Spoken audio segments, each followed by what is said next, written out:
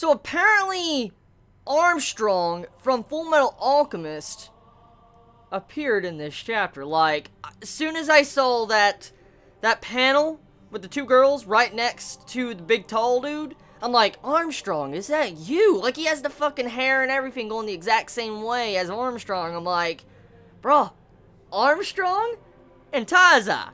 Okay, I can work with this. I can work with this. So that was a great start to, you know, a wonderful chapter of the 7 Deadly Sins. So I have the chapter pulled up here because I want to be able to go through it and break it down and stuff, because there's a couple things in this chapter I do want to talk about and not forget about. So apparently these two new girls introduced that are the heads is called Jaina and Zanelli. I think that's how you pronounce them. So to put it point blank, Jaina, very hyperactive. Like, just judging from her personality, the way she was introduced, like, soon as she was introduced, she's sitting there picking at Hawk and stabbing him with a fucking stick, like her little staff stick, into the nose, playing with his ears, running around with him, just torturing the poor dude, okay? Poor Hawk, man.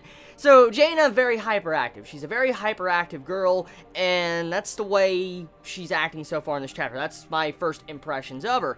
The other girl, Zanelli, she doesn't really say much. Like, she seems to be, like, the exact opposite of her sister. For instance, she's very quiet, but she seems like more of a depressed or shy girl. But at first, when I saw this chapter, when I saw the panel to where she grabs Meliodas' hand and puts it on her chest, I'm like, oh god. So, pretty much, to put it point blank, she was saying, like, touch my boobs. That's kind of what she was saying. Like, she looked jealous. Like, if I look at this panel here, I want to back up real quick on this page, and I want to look at it.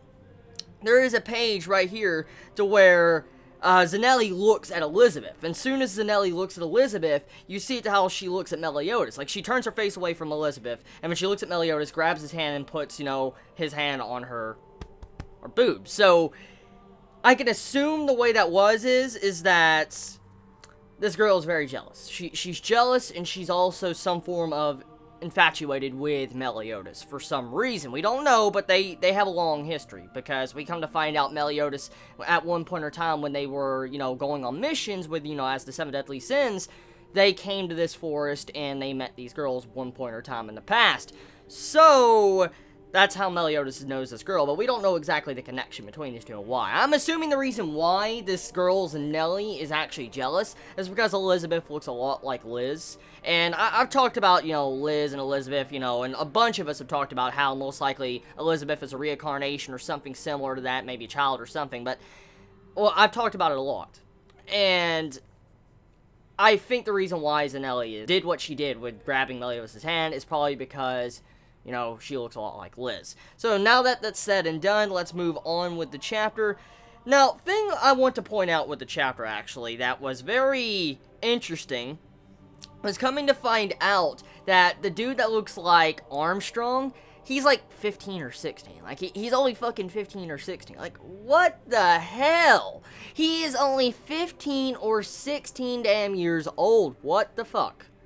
Like, that dude does not look like 15 or 16. He straight up looks like he's, God, his 30s. He looks at, like, slightly like a similar slimmed down version of Escanor. That's kind of what it is. And I'm like, my God, bro, this dude is too freaking macho for his age. You come to find out that Galther is still trying to read the atmosphere. If we remember a couple chapters back, you know, King knocked some sense into Galther. Just like, read the fucking atmosphere and beat his face, and, you know, is kind of pissed with him.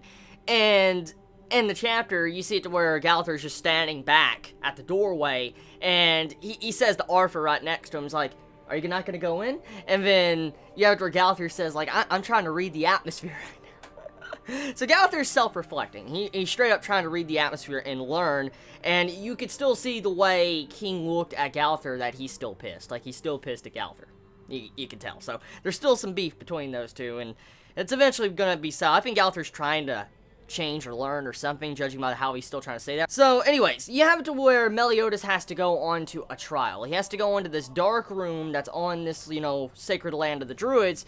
He enters this dark room, and he goes back and he has to take a trial. This trial, he has to go back in the past to Danafor and do something.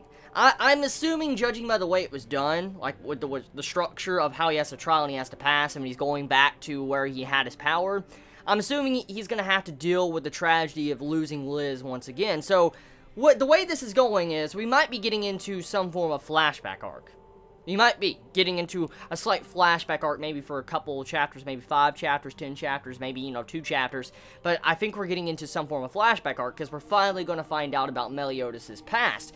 And we're probably going to finally find out how Liz exactly died. Because we had a little brief teaser a couple chapters back that we all got pissed at, because, you know, it didn't go further.